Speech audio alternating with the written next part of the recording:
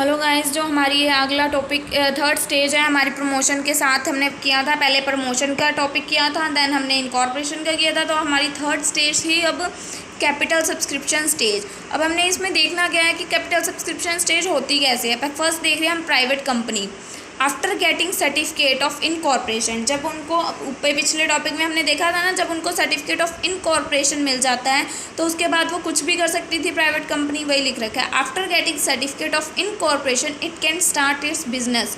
जो private companies होती हैं, अगर उनको सर्टिफिकेट ऑफ इनकॉर्पोरेशन मिल जाए तो वो अपना बिजनेस स्टार्ट कर सकती हैं। पर जो पब्लिक कंपनीज हैं, public limited company, it has to perform third step. जो पब्लिक कंपनीज़ हैं उनके लिए एक थर्ड स्टेप होता है, get certificate of commencement of business. उनके लिए सिर्फ सर्टिफिकेट ऑफ इनकॉर्पोरेशन काफ़ी नहीं होता, उनको एक सर्टिफिकेट और अप्लाई करके लेना पड़ता है, certificate of commencement of business. अब हम इसके स्टेप्स देखेंगे। पिछली वीडियो में हमने देखे थे सर्टिफिकेट ऑफ इनकॉर्पोरेशन के स्टेप्स, जो हमारा प्राइवेट में यूज़ होता है, ठीक है। बट जो पब्लिक कंपनीज होती हैं उनको एक और सर्टिफिकेट की ज़रूरत पड़ती है, जिसके स्टेप्स हम देखेंगे। स्टेप नंबर 1, सेबी का अप्रूवल चाहिए। इसमें कमेंसमेंट ऑफ बिजनेस के सर्टिफिकेट में सेबी का approval. Control capital market to protect interest of investment. SEBI का मेन क्या होता है, इसमें कंट्रोल करना कैपिटल मार्केट में जो इन्वेस्टर्स हैं उनके इंटरेस्ट को कंट्रोल करना मेन होता है इसमें, ठीक है। कंट्रोल कैपिटल मार्केट, जो कैपिटल मार्केट है हमारी, टू प्रोटेक्ट करती है interest of investors. Second point, public limited company must submitted all relevant info.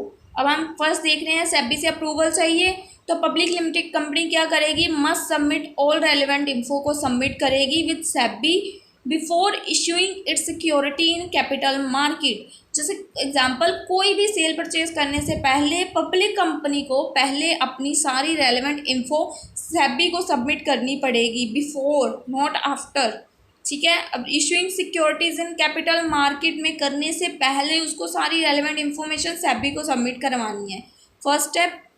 और company hide any material fact registration can be cancelled. अगर वो सेबी से फर्स्ट सेबी का अप्रूवल चाहिए था ना, अगर वो सेबी से कोई भी मटेरियल कुछ भी फैक्ट छुपा के रखती है तो उसकी रजिस्ट्रेशन उसी टाइम कैंसिल कर दी जाएगी। जो उसकी कमेंसमेंट ऑफ बिजनेस वाले सर्टिफिकेट के लिए चल रही थी उसी टाइम कैंसिल कर दी जाएगी। Guidelines for disclosure and investment protection act के अंडर गाइडलाइंस है जो डिस्क्लोज करनी है, और इन्वेस्टमेंट प्रोटेक्शन एक्ट के अंदर उसी टाइम उसकी रजिस्ट्रेशन को कैंसिल कर दिया जाएगा अगर वो कुछ भी हाइड करती है। Then second point, prospectus. Prospectus किस चीज़ के लिए होता है हम सबको पता है, पब्लिक को इन्वाइट करने के लिए। वही लिख रखा है, invitation to public to subscribe to its share.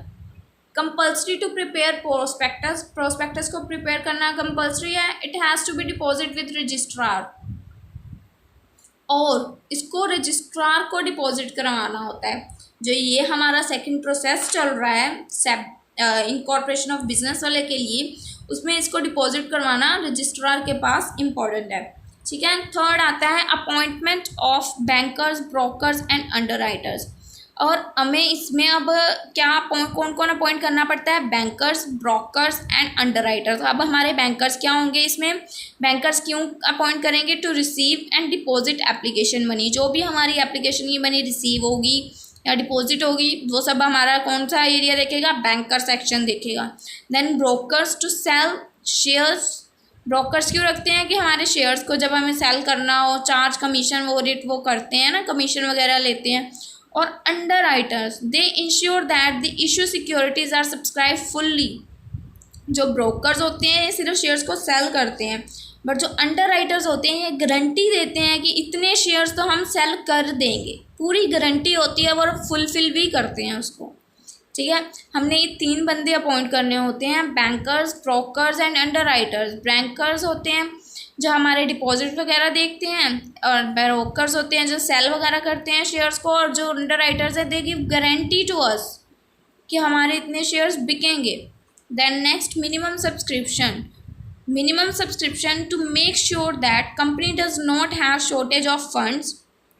It is compulsory that company must receive application for some minimum number of share, ठीक है।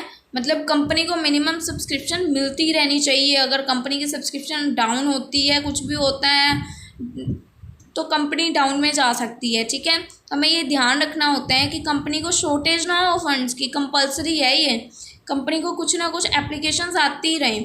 ठीक है, public limited company can't make allotment of shares unless a minimum subscription is receive. Public company तब तक अपने shares allot नहीं करेगी जब तक उसको मिनिमम सब्सक्रिप्शन रिसीव नहीं हो जाती।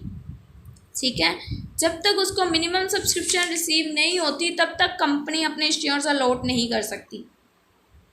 आई होप ये टॉपिक क्लियर है। इसके साथ हमारा ये वाला चैप्टर फिनिश है। नेक्स्ट वीडियो में हम हमारा अगला चैप्टर स्टार्ट कर देंगे। Okay, tata bye.